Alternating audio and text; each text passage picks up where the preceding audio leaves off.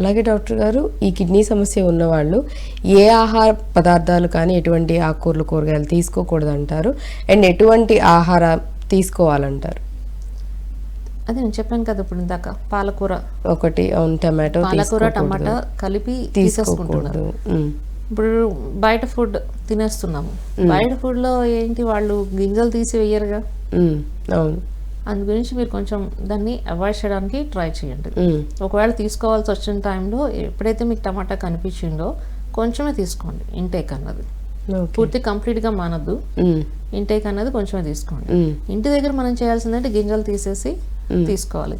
తర్వాత ముల్లంగి, తర్వాత లెమన్ వాటర్ ఎక్కువ తాగాలండి.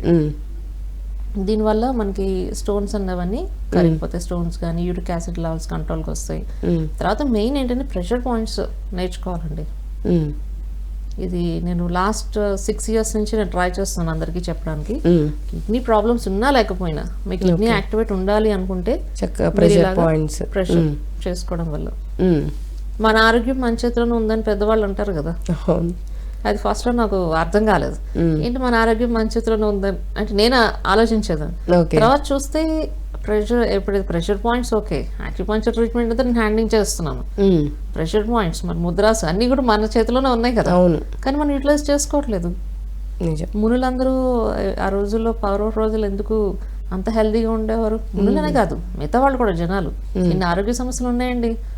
ఇప్పుడు మన మామల్ని అమ్మమ్మల్ని తీసుకుంటుంటే అసలు వాళ్ళ ముందు అసలు మనం ఎందుకు పనికిరాము చెప్పాలి. నిజంగా వాళ్ళు ఇప్పుడు అంటే 80s 70s వచ్చాక వాళ్ళకి ఇప్పుడు సమస్యలు వస్తున్నాయి, కానీ ఆల్మోస్ట్ మంచి లైఫ్, హెల్దీ లైఫ్ లీడ్ చేస్తూ. మీకు ఏది కావాలనుకుంటే అది ఫుడ్ మాత్రం తినండి. ఒక పాలకూర టమాటా మాత్రం మిక్స్ చేసి తినద్దు. అంటే ఒక్కొక్క బాడీకి ఒక్కొక్కలా ఉంటారు అంటే ఫుడ్ ఇంటేక్ తీసుకునేది.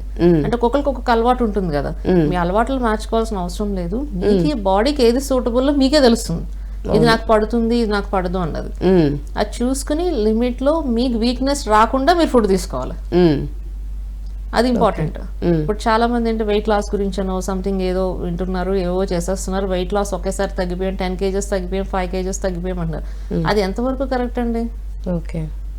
ఒకటేసారి అంత కేజెస్ కనుక తగ్గినట్లయితే ఖచ్చితంగా మీ బాడీ మీద ఎఫెక్ట్ పడుతుంది. అది మెయిన్ పడేది కిడ్నీ మీదే, కిడ్నీ అండ్ లివర్ మీద ఎఫెక్ట్ ఖచ్చితంగా ఉంటుంది. మేబీ ఇప్పుడే తెలియకపోవచ్చు, బట్ అది కొన్ని రోజుల తర్వాత బయటపడుతుంది, ఎఫెక్ట్ అనేది తెలుస్తుంది. Back pain, right, back pain start అవుతుంది. బ్యాక్ పెయిన్ వచ్చిన వాళ్ళు మాత్రం నెగ్లెక్ట్ చేయకుండా క్లినిక్ మాత్రం కంపల్సరీగా రావాలండి.